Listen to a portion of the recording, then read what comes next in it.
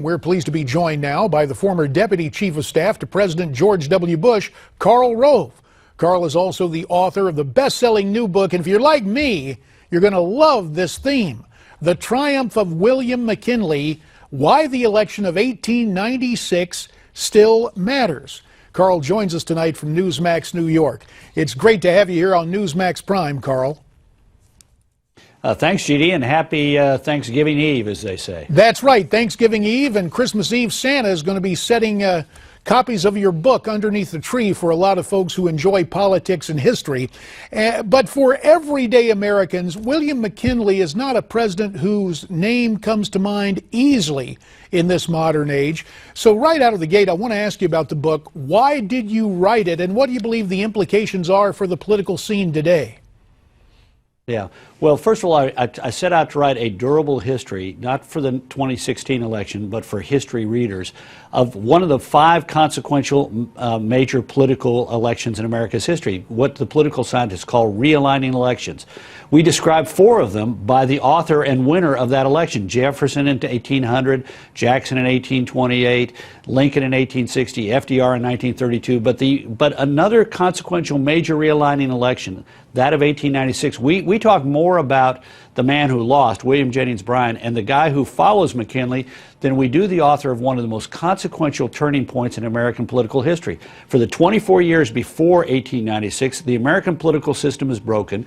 The 2 political parties are locked up dead even. We elect 5 presidents, none of whom get 50% of the vote, and then along comes McKinley and wins a close election where the outcome could go either way, and he wins it at the end and ushers in a 36-year period of Republican dominance. The Republicans run it all for nearly the next 4 decades. They hold the presidency for 28 years out of 36, the Senate for 30 out of 36 years, the House for 26, and they only lose power during that period when they split among themselves, as they did in 1912. We have more governorships, more state legislators than we've had until today, and the mayors of most big cities in the North, Boston and New York and Philadelphia, Cleveland, Cincinnati, Chicago, St. Louis, they all have Republican mayors for most of this period of time, and yet we don't know about the man who helped bring about this significant political change. And even in explaining the consequence of William McKinley and his legacy, you mentioned the name of the great populist William Jennings Bryan. The establishment over a century ago saw Bryan as a great threat. Do you see any parallels with that time in our history and with Donald Trump now playing the populist card? He was an economic populist, not a cultural populist like Trump, but an economic populist who hated Wall Street, was worried about inequality of wealth, and wanted to tear down the rich in order to raise up the poor, and attacked the Republicans for trickle-down economics. And it was McKinley's ability to reframe the economic issue, to take the conservative sound money argument and put it in terms that working people could get, that won him the labor vote. The critical swing vote in the 1896 election are industrial workers, and McKinley swept them heavily, thereby giving the Republicans this governing majority based around a conservative economic principle, not around a populist economic principle. We were an industrializing, developing country. We were like Brazil or India. We needed foreign capital and foreign investment in order to grow. And the economic divide in the 1896 election is between those who believe in conservative economic views and those who believe in populist economic views, and inflationary currency, and basically striking down Wall Street. Well, on the theme of Donald Trump and the here and now for 2016, you've been critical of the Donald in the past, but at this juncture, do you see him potentially even winning the Republican nomination? Oh, sure. He's taken the lead, took the lead in July and held it. He's got a chance to win the nomination. I think there are 5 or 6 people who have a chance. His challenge is he's created a high floor but a low ceiling. It's sort of hard to grow when you have taken on the habit of excoriating everybody else in the race, calling them losers and clowns and morons, and personally belittling them, because when they leave, like Rick Perry and Scott Walker and Bobby Jindal left, it's sort of hard to pick up them and their people if you're doing that. So he's got to find a way in the next 2 months to begin to pivot so they can become a unifier. Nobody wins the nomination and wins the general election until they have unified the party and then attempt to unify the country. Karl, you have argued that Hispanics are the key to winning elections now and in the immediate future, perhaps henceforth, for a Republican win. Do you still see it that way? And in your mind, do you think Donald Trump has hurt the GOP brand with those voters? Yeah. Look, it is not just Latinos. Republicans have to do better among African Americans, Latinos, and Asian Americans because we're tapped out. We're taking 6 out of every 10 white voters.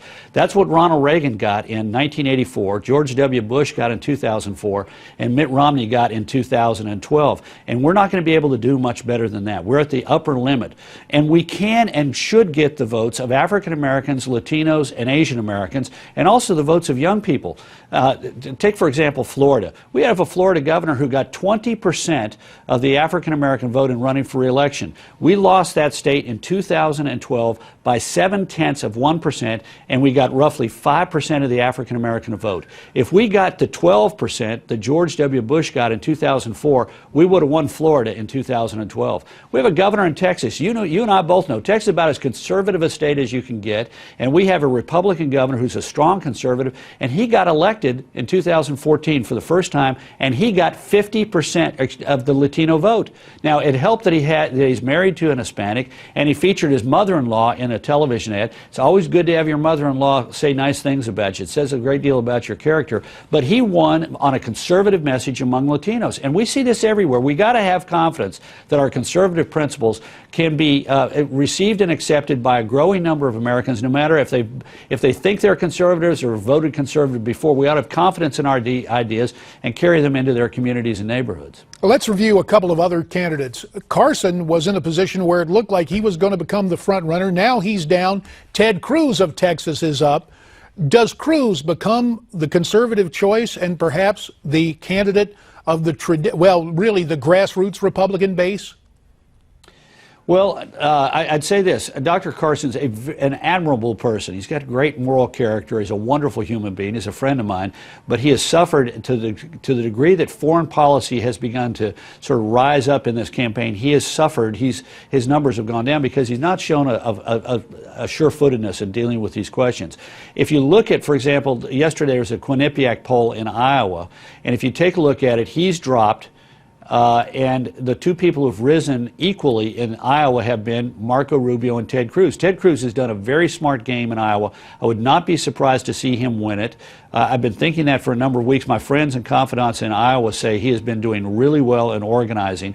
But we're going to have a very long contest here, and it's very unclear who's going to be the nominee. We have a lot more states that are voting early, a lot more delegates that are proportional. 28 states will have voted by the 12th of March, and of those, only one, South Carolina, is winner take all. All the states in that period, except for those that vote, the 4 states that are allowed to vote in February, have to be proportional, and 3 out of 4 of the states who vote in February have elected to be proportional. So we're going to end up with delegates split all over the place, and what's going to really matter is then who's left standing when we start going to the winner-take-all primaries on the 15th of March. The Ides of March will begin. Wasn't good for Caesar. It's not going to be good for some other candidates as we begin to vote winner-take-all. Well, hopefully this Thanksgiving time and the Christmas shopping season is going to be good for you, Karl Rove, with your brand new book.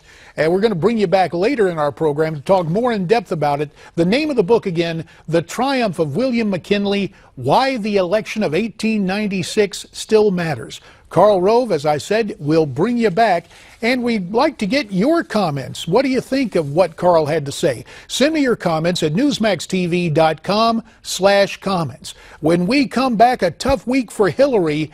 Ed Klein will be here, so stay with us.